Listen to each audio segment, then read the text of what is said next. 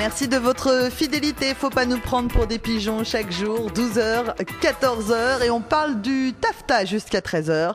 Le traité de libre-échange entre l'Union européenne et les États-Unis. Un traité négocié dans le plus grand secret depuis plusieurs mois. Ce qui commence quand même à soulever quelques interrogations.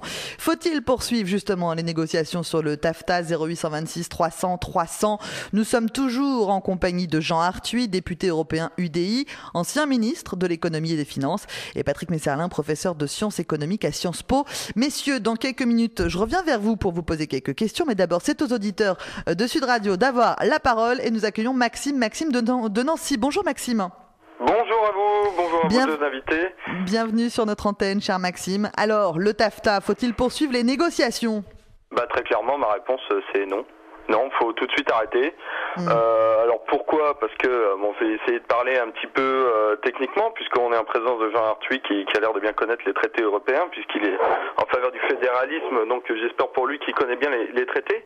Et donc, quand on va aborder une discussion technique, le TAFTA, pour moi, c'est un élément de l'Union européenne, c'est une suite logique, mais c'est quelque chose dont il faut arrêter les négociations, mais en fait, ça aura un impact positif, certes, de les arrêter, mais ça n'aura pas un énorme impact non plus. C'est-à-dire que nous avons peur pour notre agriculture, mais il faut savoir que les conditions de l'Union européenne sont déjà très mauvaises pour notre agriculture. Nous avons peur pour nos services publics. Il faut savoir qu'il y a un article qui s'appelle l'article 106 du traité de fonctionnement sur l'Union européenne qui demande à ce que nos services publics aillent vers une privatisation progressive. Donc ça, TAFTA ou non, de toute façon, c'est écrit. C'est appliqué. Donc derrière, voilà. Le TAFTA, moi, ça me pose un problème sur un point précis qui vraiment me dérange. Enfin, deux. Le premier, c'est les tribunaux d'arbitrage. Vous l'aviez évoqué tout à l'heure. J'ai deux cas sous les yeux. En 2012, il y a Occidental Petroleum qui est entré en conflit avec l'Équateur, parce que ces derniers avaient mis fin par une décision politique à leur collaboration avec le géant pétrolier. Mais le géant pétrolier en question avait violé le contrat. Et là, il est en procès actuellement. Il peut faire un procès aux États. C'est complètement dingue. Ou alors, on a Veolia qui a fait un procès à l'Égypte parce que le gouvernement égyptien a eu le malheur d'augmenter le salaire minimum par mois de 400 à 700 livres. Il faut savoir que ça équivaut à un passage de 41 € à 72 €. Veolia, mécontent, a fait un procès contre l'Égypte. Vous imaginez un petit peu ce qui va se passer en France si jamais on laisse passer ça? La faiblesse de l'État français face à ça, mais on va passer pour quoi? La 6e puissance économique du monde, ou 5e en fonction des classements, va s'agenouiller devant des entreprises privées, mais c'est totalement dingue. Et le deuxième point qui vous pose problème, cher Maxime? Et le deuxième point qui me pose problème, c'est l'abaissement à venir des normes sur les produits importés. Puisque de toute façon, en matière d'agriculture, en matière de produits de consommation courante, il va y avoir un ajustement des normes. Et les normes, elles vont pas être ajustées aux normes européennes. Là, les États-Unis perdent dans le change si c'est ajusté aux normes européennes. Les normes, elles vont être ajustées aux normes américaines. Ça va être beaucoup plus large. Alors, on aurait peut-être pu découvrir le scandale Volkswagen comme ça, cher Maxime. On aurait pu découvrir le scandale Volkswagen, sauf que le scandale Volkswagen, ça fait très longtemps qu'il est laissé de côté. La première note sur Volkswagen a été publiée en 2003. Et ça fait longtemps, le scandale Volkswagen, c'est une décision politique.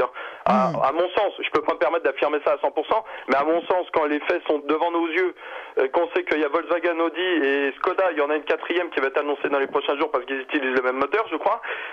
Quand on a ça devant les yeux depuis des années, qu'on décide maintenant de le sortir, c'est une décision politique. Alors, Maxime, restez avec nous. Jean Arthuis, tiens, qu'est-ce que vous répondez à Maxime sur ces interrogations en ce qui concerne les tribunaux d'arbitrage et l'abaissement à venir des normes, si jamais on s'aligne sur les États-Unis?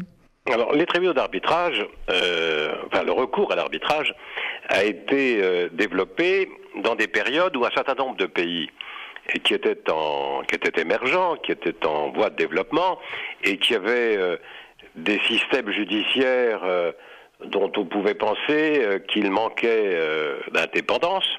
Et ces pays avaient besoin d'investisseurs étrangers.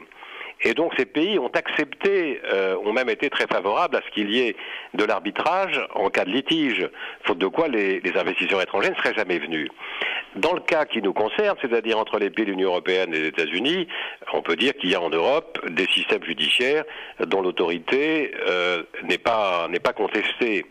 En revanche, ce qui pose problème, c'est que nos autorités judiciaires, nos systèmes judiciaires, ont besoin très souvent, je vois au plan européen par exemple, la Cour de justice, met 4 ans pour trancher une affaire de manquement aux règles de concurrence et de loyauté de la concurrence.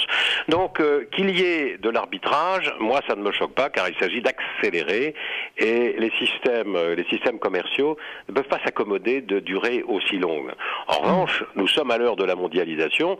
Je pense que cette institution d'arbitrage pourrait avoir un caractère supranational, comme l'ont des institutions comme le Tribunal pénal international, la Banque mondiale, le FMI. Ça fait partie de l'organisation du monde. Patrick, pardon, excusez-moi, terminé, Jean Arthuis, je crois que je vous ai coupé la parole. Sur l'abaissement des normes, bien sûr, il y a des risques. Je pense néanmoins que les Américains garderont un certain nombre de normes à l'État, au niveau des États, et que la fédération ne pourra pas engager tous les États qui garderont ici ou là des prérogatives. Encore une fois, moi ce que je critique, c'est le fait que l'Europe, dans l'état institutionnel d'absence de pilotage politique, d'absence de gouvernement européen, puisse trouver une légitimité dans une telle négociation. Il y a un déséquilibre total entre les États-Unis d'Amérique